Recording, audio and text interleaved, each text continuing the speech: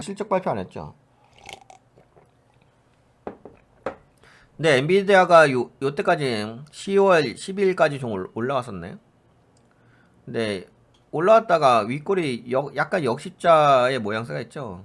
윗꼬리가 길고 밑꼬리가 좀 짧죠. 근데 이게 좀 약간은 암울한 면도 있네요. 이게 지금 엔비디아가 이때 당시에 갭상승해서 올라왔잖아요. 여러분들 그 갭의 원리 아시죠? 갭의 생애주기. 여기에서 보시면 돼요. 여러분들 공부 많이 하시면 좋아요. 여기 갭의 생애주기 있잖아요.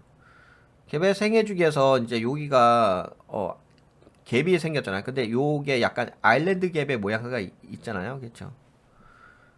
근데 여기서 아일랜드 때 갭을 만들면서 올라갔어요. 뭐 여기까지 좋았죠. 상승 추세로 있었던 건 좋긴 한데 지금 요 갭의 모양새에서 추세가 약간은 무너지는 모양새가 있는 것 같아요. 그래서 살펴보려고 하는데 여기서 살짝 무너졌죠. 요 자리에서 살짝 크게 무너진 건 아닌데 살짝 무너졌지. 그래 무너진 상태에서 올라갔단 말이에요. 올라가면 여기서 계속 올라가 줘야 되잖아. 근데 올라가지 못하고서 476.09달러.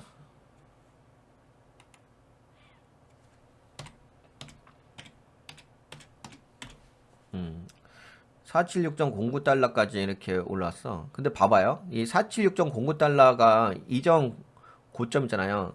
여러분들 그 헤드앤숄더 패턴 아시죠? 네, 요게 공부하시면 좋아요. 잘 모르시는 분들은 요게 패턴 교육이 있으니까 이런 데서 공부하시면 좋습니다. 네, 그래서 여기 헤드앤숄더 패턴이 나오지 않나요? 여기 봐보세요. 여기가 이쪽, 그치? 이쪽, 이쪽, 그죠? 이전 어깨보다 덜 올라갔죠. 그런 상태에서 지금 꺾였다단 말이에요. 그치? 헤드앤숄더 패턴이 있어요. 그리고 여기서 더블탑 주고서, 그치? 그 다음에 이렇게 내려오는 거죠. 그치? 엔비디아가. 헤드앤숄더 패턴. 거다가 거래량은 어떻게 되죠? 거래량은 줄어들지. 그치? 만약 여기서 올라가려면 거래량이 여기서 쳐줘야지. 쳐주면서 이렇게 때려줘야 되는 거지. 근데 지금 거래량은 좀 약세로 움직인단 말이에요. 그래서 지금 엔비디아가 약간은 헤드앤숄더 패턴의 모양새가 있어요. 그래서 약간 좀 불안불안하죠. 거기다가 이게 지금 아일랜드 갭의 모양새가 있는 거고요. 그렇죠? 예. 그러면 이게 만약에 헤드앤숄더 패턴으로 간다고 한다면은 여기를 깬다. 그리고 여기서 깨졌다. 그러면 어떻게 이렇게 내려오겠지. 그러면 이렇게 꺾이겠지. 그럼 추세가 이렇게 내려오겠지. 근데 여러분들도 아시다시피 그 엔비디아라는 것 자체가 그 AI 모멘텀을 촉발한 어, 촉매자의 역할을 했잖아요. 시장의 AI 열풍. 근데 엔비디아가 이렇게 하락을 해버리게 된다면은, 그쵸? 그렇다면 이제 시장은 약간 AI 쪽이 좀 둔화되는 부분이 있긴 하겠죠. 뭐 AI로 인해서 뭐 HBM이라는 부분도 연결되고 있고, 뭐 삼성전자도 HBM 이야기하고 있고. 아마 제가 보기에는 지금 그 엔비디아의 실적이 요번에 이제 실적 발표가 나올 거 아니에요. 엔비디아 실적 발표가. 근데 제가 보기에는 이제 뭐 좋게 나오긴 할 거예요. 워낙 그 저번 분기에 엔비디아가 워낙 그 어? 너무 좋게 나와가지고 상상을 초월할 정도로 재무가 너무 좋게 나왔어.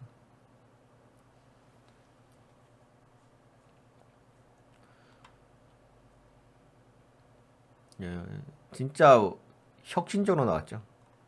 재무가.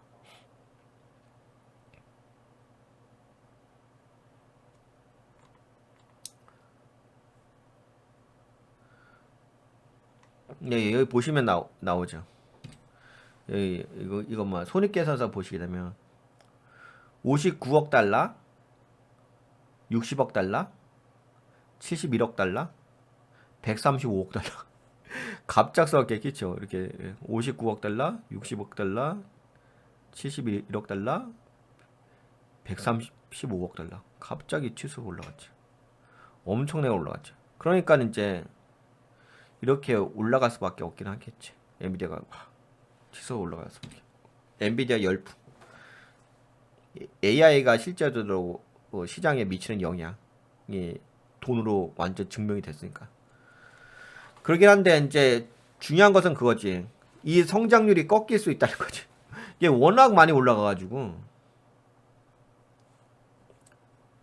여기서 갑작스럽게 거의 2배 가까이, 2배는 아니지만 거의 2배 가까이 올라가잖아. 71억 달러에서 135억 달러니까 거의 2배 가까이 아니겠습니까?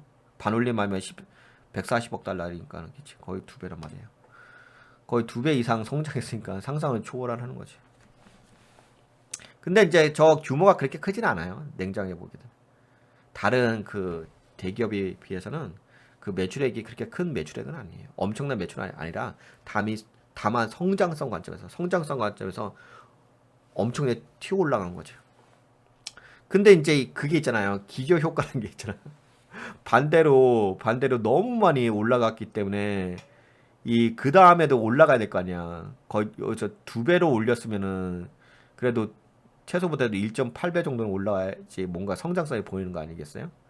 근데 요번에 만약에 엔비디아가 실적 발표했을 게그 좋게 나오긴 하겠지. 좋게 나오긴 하겠는데 만약에 이렇게 좀 꺾이는 모양새, 성장률이 좀 꺾이는 모양새로 나오게 된다면 이렇게 올라갔다 꺾이는 모양새로 나오게 된다면 그러면 이제 그동안 다 반영이 된 거지.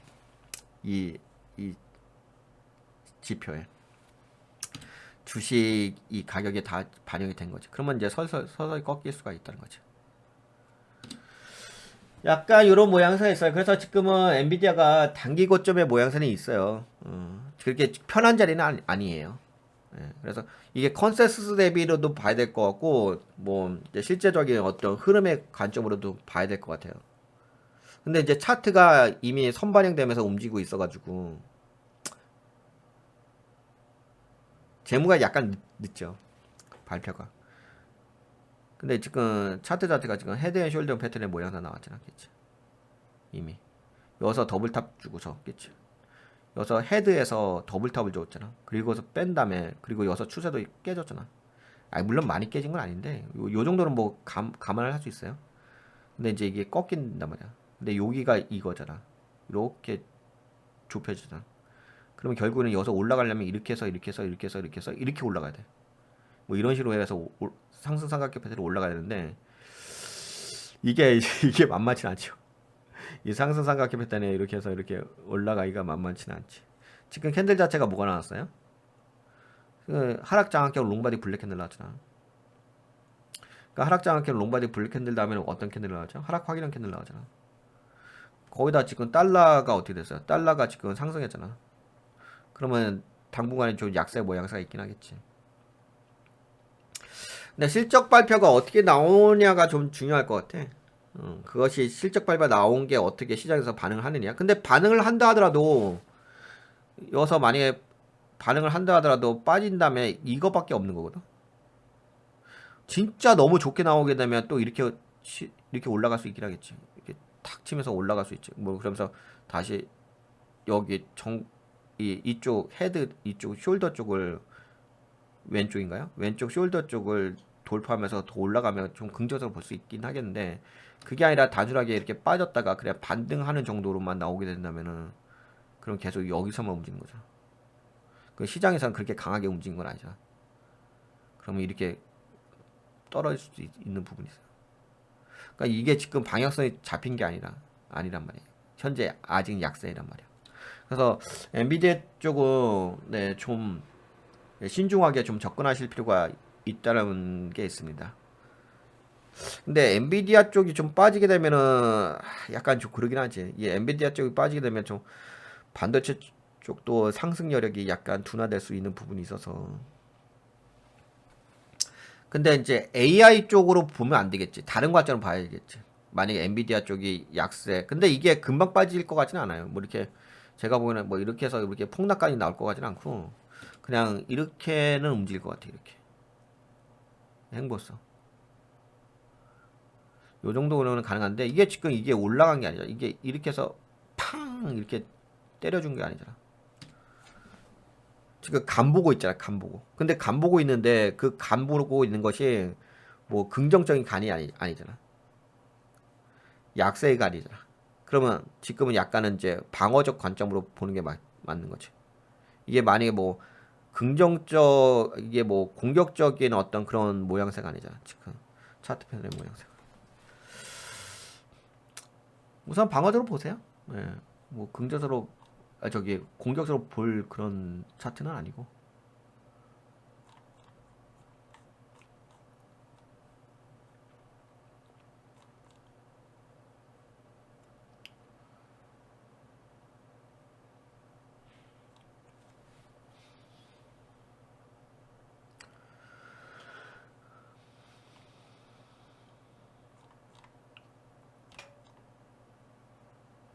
AMD의 인수가 엔비디아 AI와 경쟁하는데 충분할까요?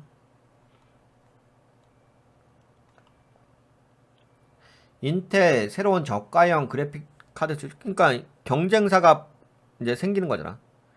인텔에서도 새로운 저가형 AI용 그래픽을 출시를 한다잖아. 지금 거의 뭐 엔비디아가 독자적인 수준에서 그래픽 카드를 했는데 AI 쪽. 근데 지금 인텔에서도 그래픽 카드를 새롭게 만들다고 하니까 AI용으로. 그럼 경쟁이 일어나겠지. 저것도 마찬가지 아니에요? 2차 전지도 마찬가지야. 2차 전지계 뭐 전기차 쪽도 지금 경쟁이 좀 붙기 시작하잖아. 근데 이제 경쟁에 붙는 것이 나쁜 건 아니야. 뭐 경쟁에 붙어가지고 서로 이제 시장 파이를 크게 만들어주면 좋지.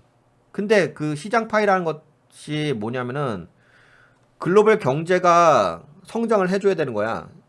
글로벌 경제가 성장을 해주는 가운데서 뭐 인텔하고 엔비디아가 이렇게 경쟁을 하면서 서로의 기술력을 더 높여주면 좋은 거긴 하지. 그건 긍정적인 거긴 한데 이제 문제는 이 글로벌 시장이 계속 침체가 되는 상태에서 경쟁만 일어난다는 거지.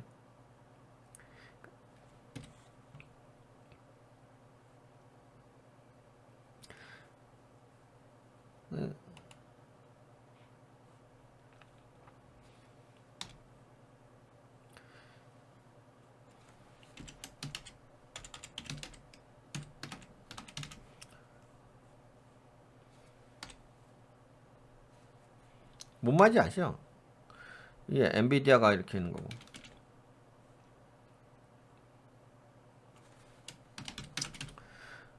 인텔. 근데 중요한 건 뭐야?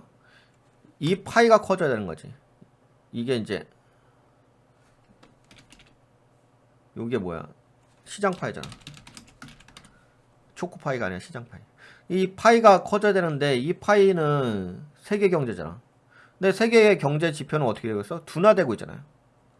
근데 세계 경제 지표가 둔화되고 수요가 둔화되고 하니까 이게 아무리 뭐 경쟁을 한다 하더라도 파이가 이미 정해져 있는 거니까 이게 그냥 출혈 경쟁이 될 수밖에 없는 거죠.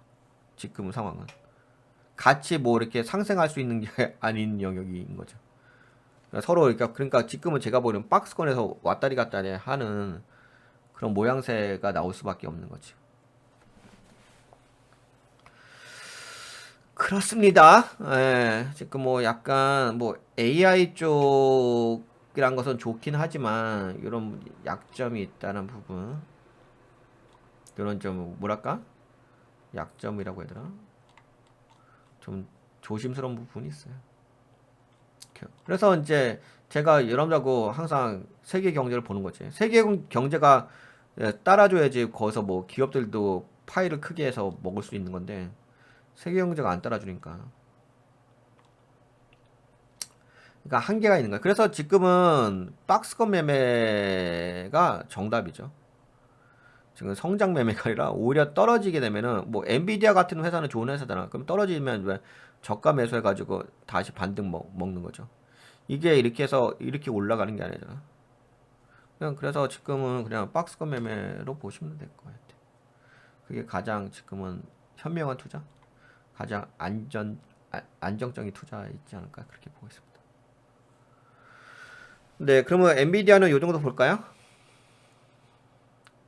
네, 도움이 되셨다고 생각되신 분들은 네, 좋아요. 새로 오신 분 구독 한번 눌러주시고